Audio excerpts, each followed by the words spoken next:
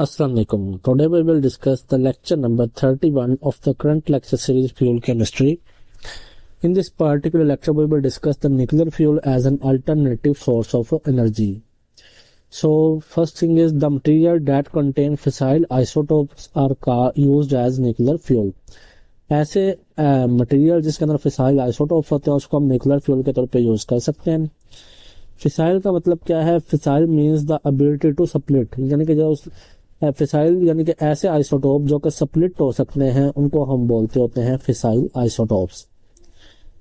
इसको मजीद अगर हम देखें तो इसमें कौन कौन से इसमें हैवी एलिमेंट्स आ जाते हैं जो कि न्यूक्लियर फिशन चेन रिएक्शन के अंदर इन्वॉल्व होते हैं और न्यूक्लियर फ्यूल के तौर पे यूज होते हैं। एग्जाम्पल में अगर हम देखें तो यूरेनियम 235, यूरेनियम 233 आ जाती है, रेडियम 226 आ जाता है और प्लूटोनियम जो सा है 239 आ जाता है। आगे हम एग्जाम्पल में कुछ रिएक्शंस को देखते हैं। यूरेनियम 238 जो सा, इसको जब हम पहले 1 न्यूट्रॉन के साथ रिएक्ट करवाएंगे, ठीक है, तो ये कन्वर्ट हो जाएगा यूरेनियम 239 के अंदर।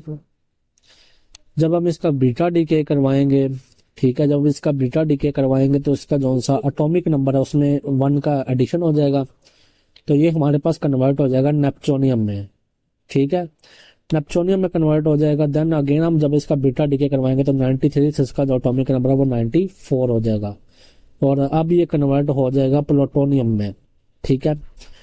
तो इस तरह से ये एक चेन रिएक्शन है। सेकंड हम देखते हैं थोरियम जोन्स है, इसका एटॉमिक नंबर है 90। जब हम इसको 1 न्यूट्रॉन के साथ रिएक्ट करवाएंगे तो इसके एटॉमिक मास में 1 का एडिशन होगा, तो ये कन्वर्ट हो जाएगा थोरियम 233 में। दम इसका बीटा डीके करवाएंगे तो ये जो है इसके एटॉमिक नंबर वो 90 से 91 हो जाएगा और ये कन्वर्ट हो जाएगा प्लूटोनियम में। और जब अगेन आप इसका बीटा डीके करवाएंगे तो 91 से 92 होगा इसका एटॉमिक नंबर। 92 एटॉमिक नंबर किसका होता है? यूरेनियम का होता है। तो देन ये यूरेनियम 233 में कन्वर्ट हो जाएगा। तो इस तरह से ये चेन रिएक्टिविटी के अंदर यूज होते हैं। उसके बाद जनरली हम देखें यूरेनियम की डिस्कवरी, तो यूरेनियम को सबसे पहले डिस्कवर किया था जर्मन साइंटिस्ट ने 1789 में, और उसने कहाँ से डिस्कवर किया था? बिच ब्लेंड से। मैरी क्यूरी की अगर हम बात करें तो उन्होंने रेडियम और प्लूटोनियम को डिस्कवर किया था और रेडियो एक्टिविटी का सबसे पहले कॉन्सेप्ट दिया था, और इसी पे उन्होंने 2 नोबेल प्राइज को विन किया था, एक on the discovery of radium and plutonium and second on the give the concept of radioactivity, ठीक है। तो why show radioactive phenomena, तो इसके अंदर सबसे पहले हम देखते हैं बाइंडिंग एनर्जी ऑफ न्यूक्लियाई। तो बाइंडिंग एनर्जी हम किसे कहते हैं? The amount of energy required to apart protons and neutrons of nuclei, it is called the binding energy. और बाइंडिंग एनर्जी के अंदर बेसिकली हम न्यूक्लियन को देखते होते हैं। न्यूक्लियन बेसिकली क्या होता है? न्यूक्लियन होता है number of proton plus number of neutron. अगर हम इन दोनों को सम कर देंगे तो इसको हम बोलते हैं न्यूक्लियन, यानी कि न्यूक्लियस के अंदर जितने भी पार्टिकल होते हैं उन सारों को कंबाइन करके हम उसे बोलते होते हैं न्यूक्लियन। और न्यूक्लियस के अंदर हमें पता है प्रोटॉन और न्यूट्रॉन्स होते हैं, जब हम उनको ऐड कर देंगे तो उसे हम बोलेंगे न्यूक्लियन। तो इनकी जो एनर्जी होती है अपार्ट होने की उसको हम बोलते हैं बाइंडिंग एनर्जी। उसके बाद मैस डिफेक्ट। अब मैस डिफेक्ट किसे कहते हैं? जो डिफरेंस होता है between mass of one atom and sum of masses of its proton and neutrons and electrons are called mass defect, ठीक है। इसको हम मैस डिफेक्ट बोलते होते हैं। जो मैस का डिफरेंट होता है between one atom and sum of masses of its protons, neutrons and electrons. तो नीचे हम एक एग्जांपल, एक न्यूमेरिकल टाइप एग्जांपल है, उसको हम सॉल्व करके देखते हैं, अंडरस्टैंड करते हैं। तो ये एक रिएक्शन है जिसमें यूरेनियम 235 जो सी है वो कन्वर्ट हो रही है, एक न्यूट्रॉन के साथ रिएक्ट किया और ये कन्वर्ट हो रही है एक क्रिप्टॉन 36 के अंदर और बेरियम के अंदर, और साथ 3 न्यूट्रॉन जो से उनकी एमिशन हो रही है, ठीक है। तो अब हम देखते हैं सबसे पहले जो एवरेज बाइंडिंग एनर्जी है यूरेनियम की वो है 7.59 मेगा इलेक्ट्रॉन वोल्ट।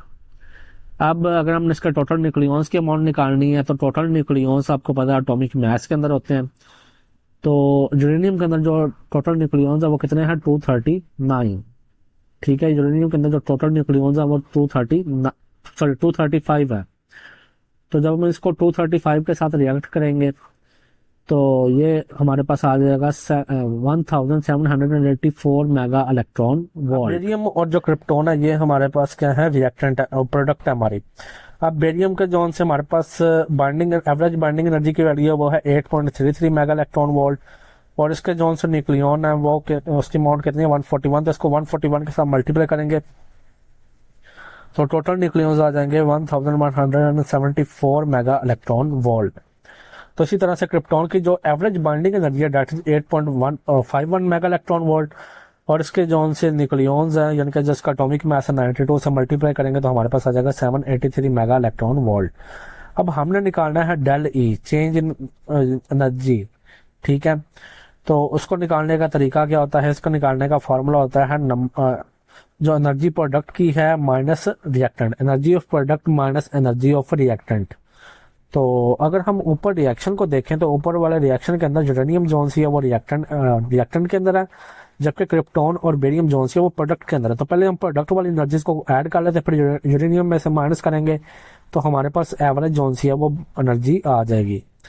तो सबसे पहले बेरियम और जो क्रिप्टॉन है, बेरियम की एनर्जी हमने निकाली थी, इसको हम ले लेते हैं, ठीक है, और क्रिप्टॉन की ये है, इन दोनों को हम ऐड कर देते हैं, जबकि ये दोनों बेसिकली क्या प्रोडक्ट हैं, और इसमें से रिएक्टेंट की एनर्जी को माइनस करना तो यूरेनियम जोन से वो हमारे पास रिएक्टेंट है, तो इसकी एनर्जी को हम क्या कर देते हैं माइनस कर देते हैं। तो जब हम इसको सॉल्व करेंगे, ठीक है, तो जब हम इसको सारे को सॉल्व करेंगे तो हमारे पास जो आंसर आएगा that is 173 mega electron volt, and this is the mass defect, ठीक है। तो इस तरह से मास डिफेक्ट को हम फाइंड आउट करते होते हैं। तो जनरली मैंने पहले ही बताया था कि मालूम कैसे करते हैं, प्रोडक्ट की एनर्जी माइनस रिएक्टेंट की एनर्जी, ठीक है। तो ये जनरल मेथड जो फिशन एनर्जी प्रोड्यूस करती है, जो फिशन रिएक्शन होते हैं वो जो एनर्जी को प्रोड्यूस करती हैं वो होती है in the form of heat, ठीक है। Law of conservation of energy इसमें फॉलो नहीं होता है, del E is due to the mass defect. So this is today's lecture. अगर आपका कोई क्वेश्चन हो तो आप कमेंट सेक्शन में पूछ सकते हैं।